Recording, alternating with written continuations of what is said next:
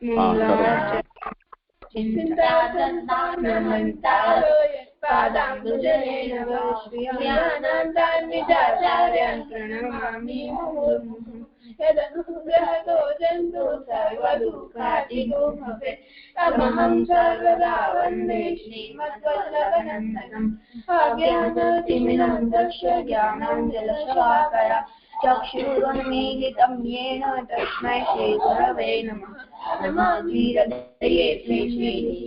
श्रीलक्ष्मीशायिनं लक्ष्मीधरस्वतीमानं कलानिधिं चतुर्विश्य त्रिविशतदा सर्वैर्विराजते योषो पञ्चदा हृदये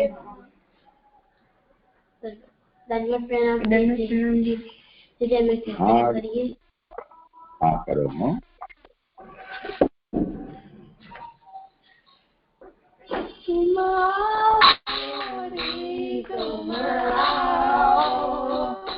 मोहन जुको भारी सुनाओ कोई रसरंग हरिकारो यह पावन गो विचमारो कोई रसरंग हरि नटवारी हरि नटवा राधा तुके आवे रसुरा कोई रसरंग हरि मधुकर हरि हरि मधुकर हरि मधुकर हरि मधुकर रसदा भगदोला भगदोला हरि चंदन हरि चंदन राधा तुके मन को रंजन हरि रंजन हरि रंजन ललिता ले आई रंजन हरि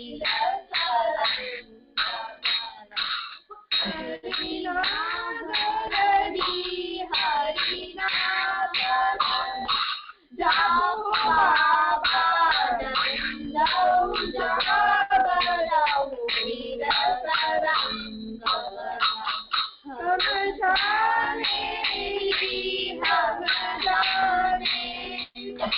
राधा कली मोहन थोड़ी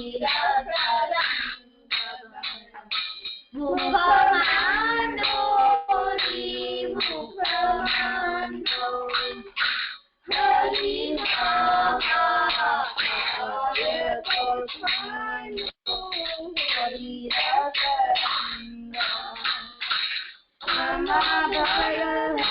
हरि हमाभर है काहो के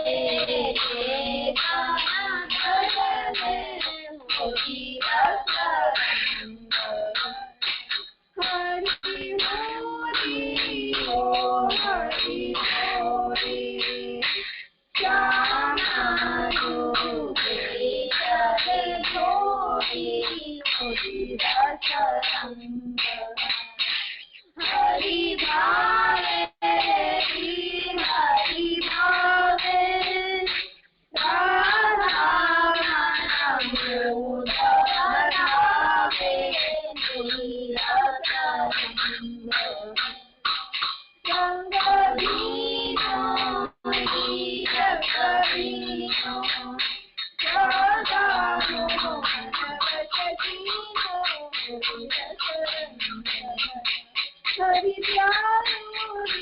हरि प्यारो राधा नयन को तारो हमले प्रभु आरे रानी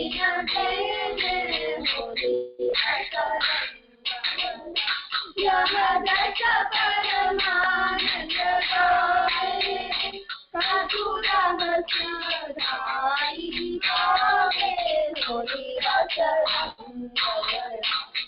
आओ जी तुम आओ मोहन जुगो वारी आओ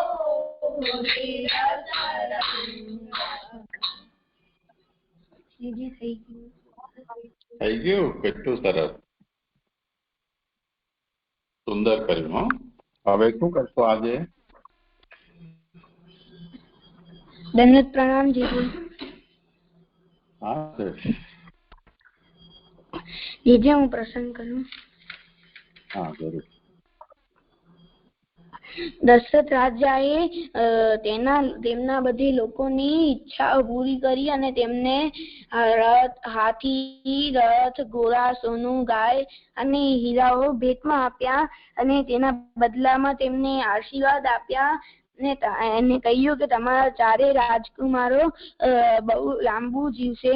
અને પછી એવા આશીર્વાદ આપ્યા અને પછી થોડાક જ સમયમાં તેમના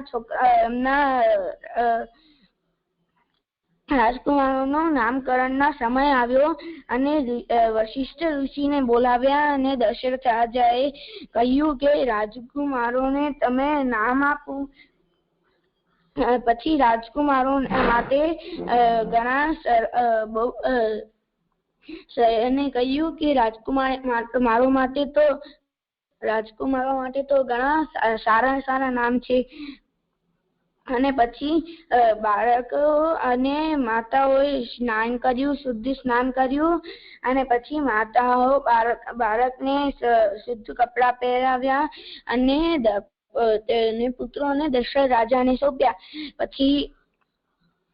પછી વશિષ્ઠ ઋષિએ કહ્યું કે તમારો મોટો છોકરો બહુ આનંદનો મહાસાગર છે અને સુખના સ્વરૂપના સમાન છે, તો તેમનું નામ રામ રાખીએ.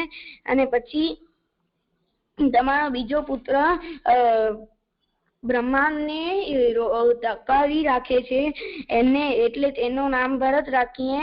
અને પછી ત્રીજો પુત્રને પછી કહ્યું કે જે વ્યક્તિ બહુ વિચારે અને દુશ્મનોનો નાશ કરે એનું નામ શત્રુઘ્ન, તો ત્રીજા પુત્રનું નામ શત્રુઘ્ન રાખ્યું. અને જે રામ અને ચોથા પુત્રને કહ્યું કે જે રામનો પ્રિય હોય તે લક્ષ્મણ, ચોથા પુત્રનું નામ લક્ષ્મણ રાખ્યું. અને ચાર રાજકુમારોના આવી રીતે નામ પાડ્યા.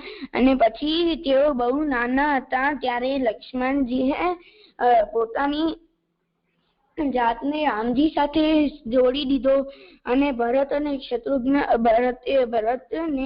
શત્રુઘ્ન સાથે જોડી રહેવું ગમે છે. અને પછી જ્યારે ચાર રાજકુમારો મહેલમાં રમતા હતા ત્યારે તેમના માતાઓ તેમને પ્રેમથી જોતા હતા.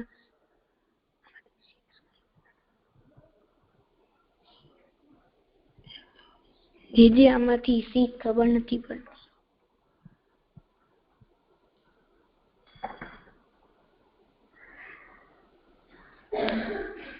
નથી પડતી ખબર? કોઈ શબ્દ? જે શબ્દ છે ઋષિ, જેને મંત્રના દેવતા અને મંત્રની શક્તિનું જ્ઞાન હોય એ ઋષિ કહેવાય. જ્ઞાન તો જો આપણને પણ ઘણા બધા મંત્રોનું છે, પણ અચ્છા ભક્તિને પૂછો, રુચિરને પૂછો. આ બરોબર છે રાશેષે કીધું કે કઈ ઉમેરવાનું છે એમ?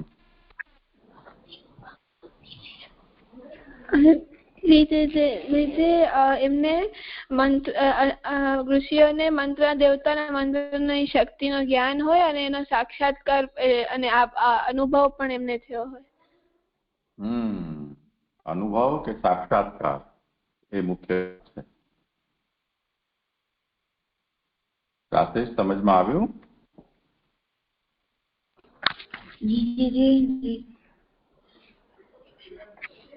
બીજી મને એવું સમજમાં આવ્યું કે એમને અનુભવ અને સાક્ષાત્કારનો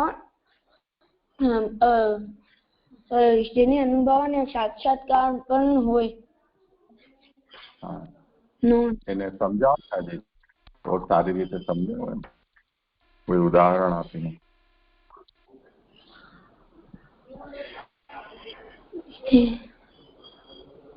અચ્છા, મને તમે એ કહો કે તમે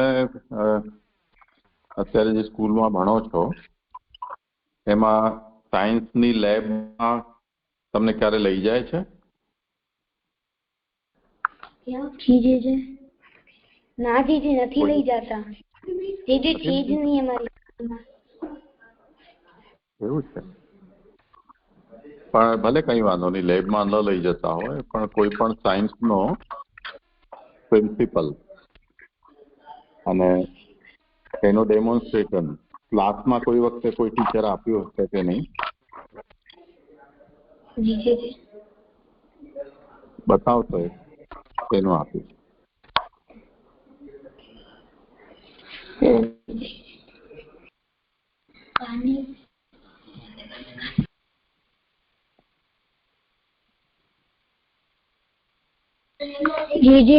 જેમ કે પાણીમાં હળદર નાખ્યો તો પાણી યલો થઈ ગયો શું નાખ્યું? અને પછી જે હળદર શું બોલે છે કઈ સમજાતું નથી.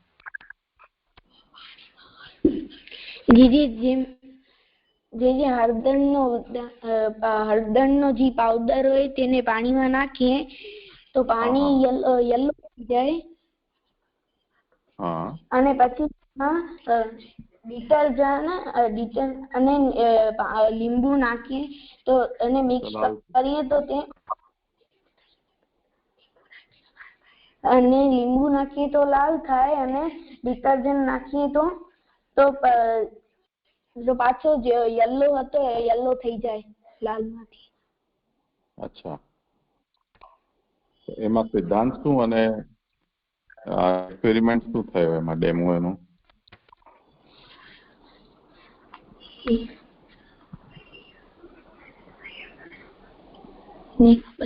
હા, અચ્છા, કોઈ બીજું કોઈ બતાવો. ચેન્જ થયો.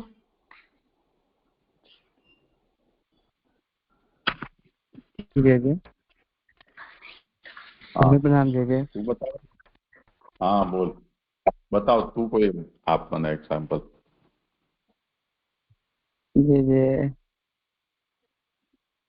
એક્ઝામ્પલ તો નથી આવડતું. નહીં? અચ્છા, કઈ વાંધો. ચલો આશ્રય તમે કોઈ આપશો? ના જે અચ્છા, તમે હાથ એના માટે ઊંચો કર્યો છે? કઈ બોલવાનું છે? જે મને વાર્તાજી કરવા છે. તો તમે મેસેજ આપ્યા કરો પહેલેથી બચ્ચા. હા. હા, અચ્છા, જુઓ ધ્યાનથી સમજો.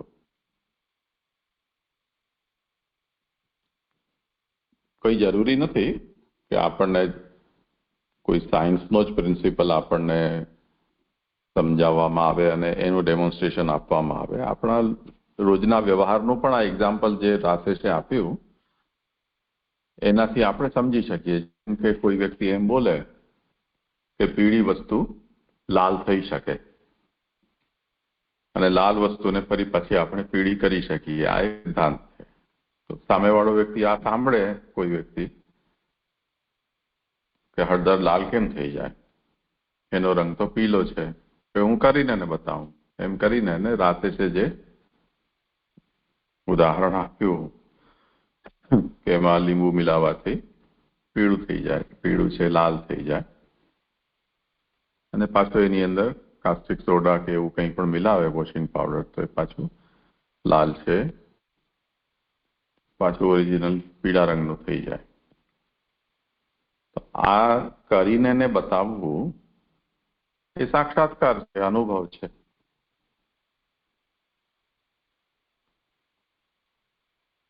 જેમ એક સાચું હોય કે ખોટું જે હોય તે અત્યારે તો એવું જ બધાને શીખવવામાં આવે છે કે ગુરુત્વાકર્ષણ છે. ગુરુત્વાકર્ષણ ન્યૂટને આપણને શીખવાડ્યું.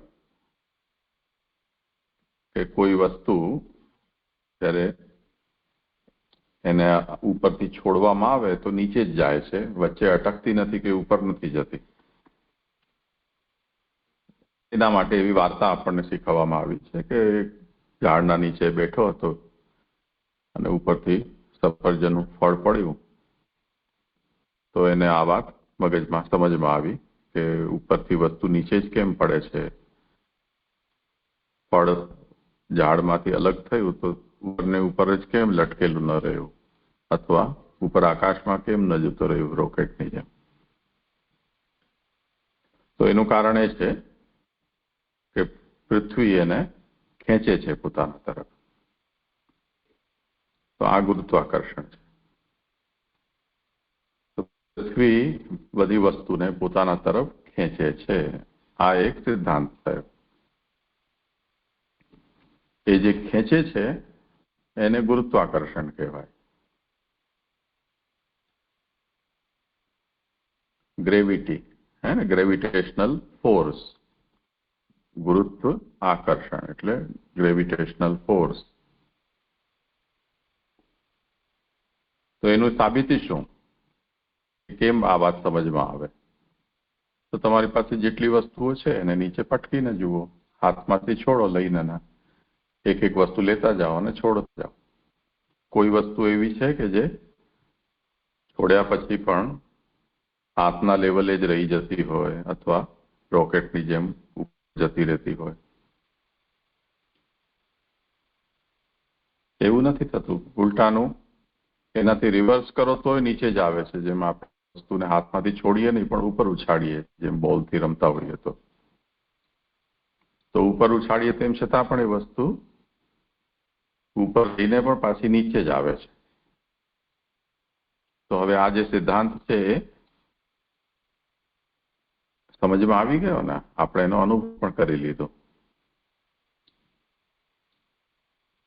તો પૃથ્વી વસ્તુને પોતાના તરફ ખેંચે છે, એને ગુરુત્વાકર્ષણ કહેવાય છે. એનું પ્રમાણ શું? તો આપણો અનુભવ કે જે વસ્તુને પણ આપણે હાથથી નીચે ફેંકીએ છીએ એ નીચે જ જાય છે, ઉપર નથી જતી. આને સાક્ષાત્કાર કહેવાય. બાકી તો કોઈ વસ્તુ ઘરમાં રોજના આપણા જીવનમાં આ વાત આપણે બધા જ અનુભવ કરતા હોઈએ છીએ. જેમ કપડા આપણે સુકાવે અને આપણને એમ કે ચલો કપડા સુકાઈ ગયા છે, લઈ આવો. કોઈ એના ઉપર વિવાદ કરે, ના હજી હમણાં 15 મિનિટ પહેલા સુકાવ્યા છે, એટલા જલ્દી કઈ સુકાય? હવે આ વાત સુકાઈ ગયા છે એ વાત સાચી કે ખોટી એને જાણવાનો ઉપાય શું? તમે જઈને એને અડીને જોઈ લો. આંખોથી કદાચ ન ખબર પડતી હોય, હાથના સ્પર્શથી ભીના છે કે સૂકા એ સમજ પડી જાય ને, તો સ્પર્શથી આપણને એ જ્ઞાન થઈ જશે કે હા સુકાઈ ગયા.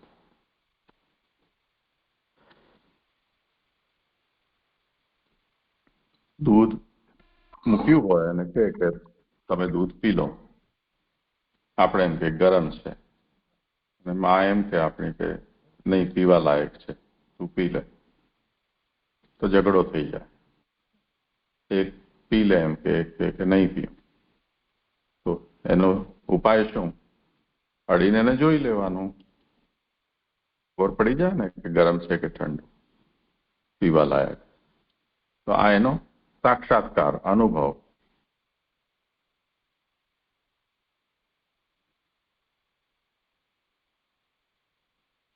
એવી રીતે આ જે મંત્રો છે એ મંત્રનો સાક્ષાત્કાર. મંત્રનો સાક્ષાત્કાર એટલે શું? મંત્ર કોઈને કોઈ દેવતાનો હોય, મુખ્ય એમાં દેવતા હોય, દેવતાની શક્તિ એમાં હોય. જેવી રીતે આપણે આજકાલ પાસવર્ડ આપણે બધા જ લોકો જાણતા છીએ, તો પાસવર્ડ છે મંત્ર છે. એ પાસવર્ડ આપણે જે કોઈ પણ ડિટેક્ટ કર્યો હોય, જે વ્યક્તિએ, માની લો કે ફોન ખોલવા માટે છે, કે બેંકમાંથી પૈસા આપવા માટે છે, કે તમારું ગૂગલ ડ્રાઈવ હોય કે જીમેલ હોય, મેલ બોક્સ છે, તો એ લોગિન આઈડી અને પાસવર્ડ, લોગિન આઈડી તો લગભગ બહુ સિક્રેટ ન હોય, પરંતુ પાસવર્ડ સિક્રેટ હોય. તો એ પાસવર્ડ જેણે બનાવ્યો હોય એ પાસવર્ડથી જ એનું કામ ચાલે. એ પાસવર્ડ જે મળે એ વ્યક્તિ એ કામ પણ કરી શકે જેણે પાસવર્ડ રાખ્યો હોય. રીતે તાળું અને ચાવી એમ સમજો. પાસવર્ડ એટલે ચાવી છે, લોગિંગ એ તાળું છે. તમારી પાસે ચાવી હોય તો તમે જેને બંધ કર્યું છે એને ખોલી શકો, એનો ઉપયોગ કરી શકો. ચાહે તમારું વાહન હોય, તમારું ઘર હોય, કે બેંકના લોકર હોય, કે ઓફિસ કે દુકાન હોય, જે પણ હોય, ચાવી તમારી પાસે છે તો તમે એને ઓપરેટ કરી શકો. એવી રીતે મંત્રનો સાક્ષાત્કાર જેને થયેલો હોય એના પાસે મંત્રની શક્તિ આવી જાય. એટલે મંત્ર જે કોઈ પણ દેવતાનો છે એ દેવતાની એના ઉપર એનું ફેવર થઈ જાય, કૃપા થઈ જાય. તો જ્યારે એ મંત્રનો ઉપયોગ કરે તે વખતે એ મંત્ર જે દેવતાનો હોય એ દેવતા પોતાની શક્તિ અંદર મૂકે. એનું ઉદાહરણ આપણે જો પાંડવોના પ્રસંગમાં જોઈએ તો આપણે યુદ્ધના વર્ણનમાં આવે છે કે ઘણા બધા એવા દિવ્ય અસ્ત્રો, શસ્ત્રો તપસ્યા કરીને દેવતાઓને પ્રસન્ન કરીને અર્જુન વગેરે પ્રાપ્ત કર્યા. એમ એક ઉદાહરણ છે પાશુપતાસ્ત્ર. તો પાશુપત નામનો જે અસ્ત્ર છે એ મહાદેવજીનો અસ્ત્ર છે અને એ એવો અસ્ત્ર છે કે જે બ્રહ્માસ્ત્રની જેવો અમોઘ. બ્રહ્માસ્ત્ર છે એ બ્રહ્માજીનો છે. એવી રીતે આગ્નેયાસ્ત્ર અગ્નિ દેવતાનો, વાયવ્યાસ્ત્ર એ વાયુ દેવતાનો, વારુણાસ્ત્ર તો વરુણ દેવતાનો, વજ્ર તો ઇન્દ્રનો. આ બધા અસ્ત્રો છે. એ અસ્ત્રનો મતલબ એવો નથી કે કોઈ સ્પેસિફિક આકારનો કોઈ બાણ હોય કે શક્તિ હોય કે પરિઘ હોય. મુખ્ય વસ્તુ એ મંત્ર છે. તમારી પાસે જે કોઈ પણ સાધન હોય સાધનમાં એ મંત્ર શક્તિ મૂકીને એનો પ્રયોગ કરી શકો. તો અર્જુને મહાદેવજીને પ્રસન્ન કર્યા અને મહાદેવજીએ એ અસ્ત્ર આપ્યો. એટલે પોતાની શક્તિ, એનું લોગિંગ આઈડી અને પાસવર્ડ એવું બંને અર્જુનને આપી દીધું કે તું વાપર. તો જ્યારે પણ એની જરૂર પડે ત્યારે એનું સંધાન કરવામાં આવે. સંધાન એટલે એમ લોગિંગ કરવામાં આવે. પછી પાસવર્ડ નાખે એટલે એક્ટિવેટ થઈ જાય. પછી એ પોતાનો પ્રભાવ બતાવે. તો આ સાક્ષાત્કાર છે. તો એ જે છે એ સાક્ષાત્કાર મંત્રની શક્તિ, મંત્રના દેવતા આ બંનેનો છે. જેમાં આપણને કોઈ વસ્તુનો સ્વાદનો ખબર ન પડતી હોય, રસોઈમાં ઘણી વાર એવું થતું હોય કે ખાંડ નાખી કે નહીં, મીઠું નાખ્યું કે નહીં, ભૂલી જવાય. કેમ કે ખાંડ મીઠું એવી વસ્તુ છે કે જેના એ વસ્તુમાં રંગમાં કોઈ ફરક ન પડે. હળદર કે મરચું તો દેખાઈ આવે, હિંગ છે એની પણ સુગંધ આવી જાય, જીરું રંગ પર તરતા દેખાય, લીમડો દાણાભાજી પણ દેખાઈ જાય. પણ મીઠું કે ખાંડ છે એ આંખે તો દેખાય નહીં, હાથ લગાવો તો પણ ન ખબર પડે. તો કેવી રીતે કરવું? ચાખી જુઓ. ચાખવાથી એનો સાક્ષાત્કાર થઈ જાય કે એમાં એ વસ્તુ હાજર છે કે નથી. તો મંત્રની શક્તિ એના દેવ, એનો સાક્ષાત્કાર, એનો અનુભવ એ થયું તો એના પ્રયોગનું સામર્થ્ય પણ આવી જાય દેવતાની કૃપાથી. જેમ શ્રી મહાપ્રભુજીના પ્રસંગમાં એવું આવે છે કે મોટે ભાગે તો નિરોધ લક્ષણ ગ્રંથ જે બે ભાઈઓના માટે શ્રી મહાપ્રભુજીએ પ્રકટ કર્યો, એમને શ્રી મહાપ્રભુજી એવો આશીર્વાદ આપ્યો કે તમે જેમને પણ મંત્ર દીક્ષા આપશો, નામ મંત્રની દીક્ષા, અષ્ટાક્ષર દીક્ષા, એમને પણ તમારી જેમ જ ઠાકોરજીમાં આસક્તિ થશે. તો આ વિશેષ આશીર્વાદ છે. એ શક્તિ એમાં શ્રી મહાપ્રભુજીએ પોતાની સ્થાપિત કરી. તો હવે મંત્ર છે એ સિદ્ધ થયો એમ કહેવાય. સિદ્ધ થયો એટલે એ મંત્ર હવે પોતાનો પ્રભાવ દેખાડશે. જો એ મંત્ર સિદ્ધ થયેલો ન હોય તો એ તો ખાલી શબ્દ છે. શબ્દ બોલવાથી કંઈ ફરક ન પડે. આજકાલ એવા હવે ફોન આવે છે કે જેમાં વોઇસ કમાન્ડ હોય. વોઇસ કમાન્ડ માટે એ ડિવાઇસ છે એને જેના વોઇસથી એ કામ કરે એવું આપણે ઈચ્છતા હોઈએ એ વોઇસની ટ્રેનિંગ એને આપવી પડે. હવે બોલવાનું જે છે, ધારો કે આપણે એમ કહીએ કે ભાઈ ચલો હવે રુચિરને ફોન લગાવો, આ એક કમાન્ડ છે અને મેં એ કમાન્ડ આપ્યો અને મારા ફોને રુચિરને ફોન લગાવ્યો. કોઈ કંઈ સાંભળી લીધું કે અચ્છા આ રીતે બોલીને આ કામ કરી દે છે, એવો ડાયો ડમરો છે ફોન. તો એ ફોન પાસે આવી અને પોતે બોલશે કે ચલો રાકેશને ફોન લગાવો. માની લો કે ભક્તિ આવીને બોલી રાકેશને ફોન લગાવો. તો ભક્તિના અવાજથી મારો ફોન આજ્ઞાનું પાલન નહીં કરે,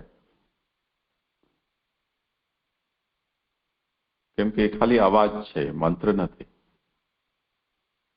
મંત્ર તો ત્યારે કે જ્યારે એમાં એના દેવતાની શક્તિ હોય. તો એ દેવતા તો હું છું મારા ફોનનો. તો મારા અવાજથી જો હું એમ બોલીશ કે રાકેશને ફોન લગાવો તો રાકેશને ફોન લગાવશે. પછી ભલે ને મારા પિતાજી પણ આવીને એને બોલે તો પણ મારો ફોન નહીં માને, કેમ કે એ એમના દેવતા નથી. પણ એ જ ફોનને હું એમ કહું કે ચલો મારો અવાજ એનું પણ આજ્ઞાનું પાલન કરવાનું અને ભક્તિ કહે તો ભક્તિની આજ્ઞાનું પાલન કરવાનું. તો એ ફોન ફરી પાછો બંનેની આજ્ઞાનું પાલન કરશે.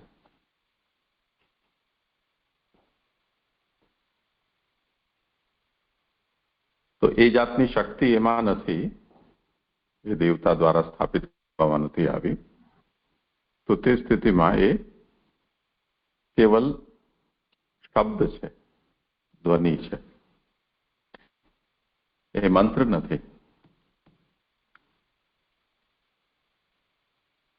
તો એ રીતે હવે અહીંયા સમજવાનું છે કે જે મંત્ર છે એના દ્રષ્ટા, એનો શક્તિ, એના દેવતાનો સાક્ષાત્કાર જેને છે એ ઋષિ છે. અને એ દેવતાની પ્રસન્નતાથી એ મંત્રની શક્તિ આપણા અંદર ટ્રાન્સફર થાય છે. તો હવે એ સ્થિતિમાં એ દેવે એ મંત્રમાં જે શક્તિ મૂકી છે એ શક્તિ એ ઋષિની અંદર આવી જાય છે, એ વ્યક્તિમાં આવી જાય જેના ઉપર એમની કૃપા થાય છે.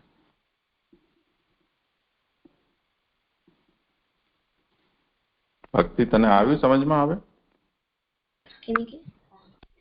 જી જે મને મને એવું સમજાયું કે જેમ આ કોઈ સાયન્સ નો સ્ટેટમેન્ટ હોય કે જેમાં આપણે સમજાયું કે ગ્રેવિટેશનલ ફોર્સ છે તો એના ગ્રેવિટેશનલ ફોર્સ છે એ આ કોઈ પણ વસ્તુને આમ પોતાની તરફ આકર્ષક કરે છે નીચેની તરફ આમ. તો આપણે એને પ્રૂવ કેવી રીતે કરવો? તો એ તો એને આપણે ઓબ્ઝર્વ એટલે આપણે કોઈ પણ ઓબ્જેક્ટને આમ કોઈ પણ વસ્તુને આમ ફગાવીએ નીચે કે ઉપરની તરફ ફગાવીએ તો પડી વસ્તુ નીચે જ પડે છે.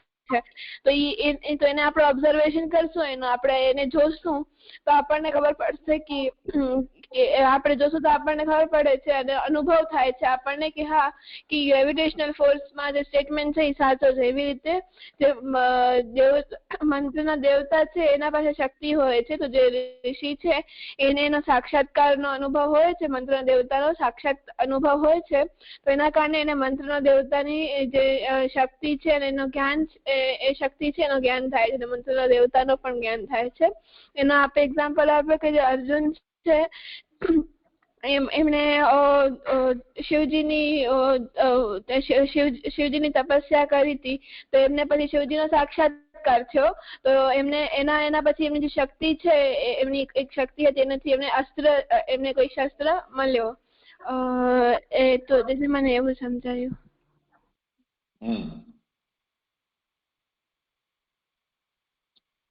ચલો રુચિર, તું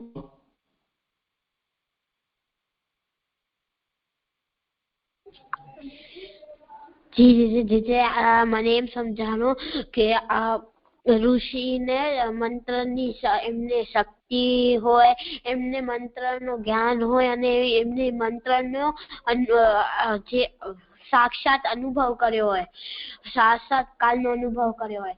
એટલે આપણે એમ સમજાયો કે સાયન્સ નો આપે કે એક્ઝામ્પલ આપે તો કે ગ્રેવિટેશનલ ફોર્સ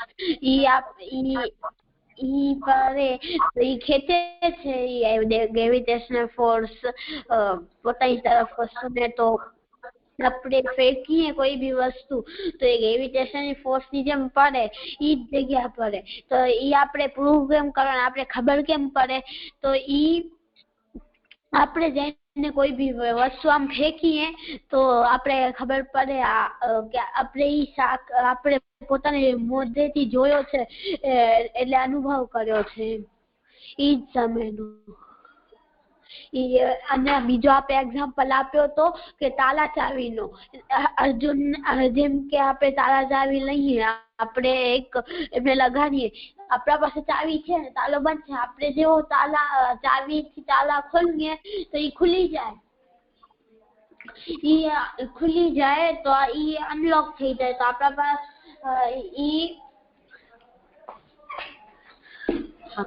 ખુલી જાય તો ઈ આપણે ખુલી જાય.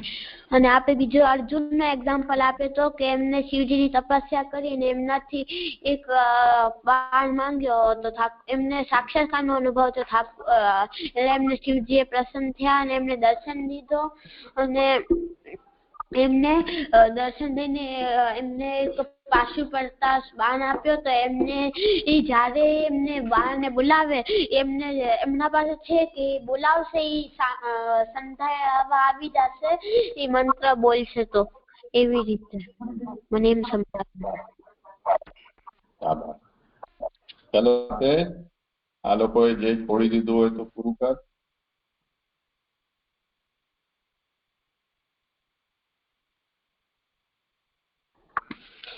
ધીરે ધીરે મને એમ સમજમાં આવ્યું કે આપે એક તો ગ્રેવિટેશનલ ફોર્સ નો એક્ઝામ્પલ આપ્યો હતો અને પછી એક અર્જુન આપ્યો હતો. જેમ કે અર્જુન શિવજી પાસે એમને એક બાણ માંગ્યો હતો તો ત્યારે તેમને સાક્ષાત્કારનો અનુભવ થયો. અને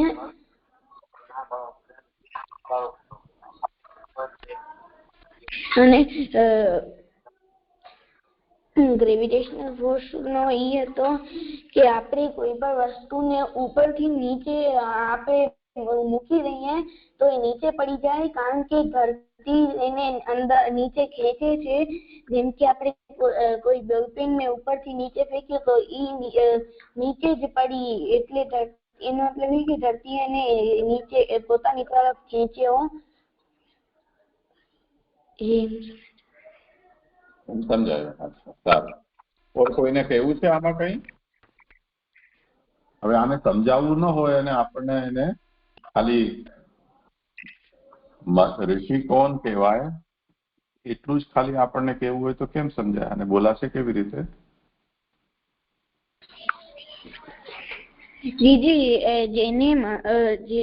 જેમને સાક્ષાત્કારનો અનુભવ હોય, જેને મંત્રના દેવતા અને મંત્રની શક્તિનો જ્ઞાન હોય, એને ઋષિ કહેવાય.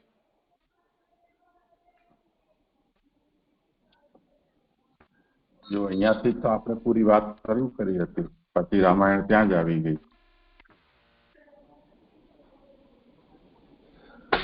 મંત્રના દેવતા અને મંત્રની શક્તિનો જેને સાક્ષાત્કાર હોય એ ઋષિ કહેવાય. દેવતા, શક્તિ, સાક્ષાત્કાર. જ્ઞાનની વાત નથી. મેં કહ્યું ને કે જ્ઞાન તો કોઈને પણ હોય, મને પણ છે જ્ઞાન ઘણા બધા મંત્રોનું. તો એનાથી શું થઈ જાય? એનાથી કોઈ એ શક્તિ મને થોડી થાય. ઋષિ ત્યારે બનાય કે જ્યારે એનો સાક્ષાત્કાર અનુભવ. સમજાયું?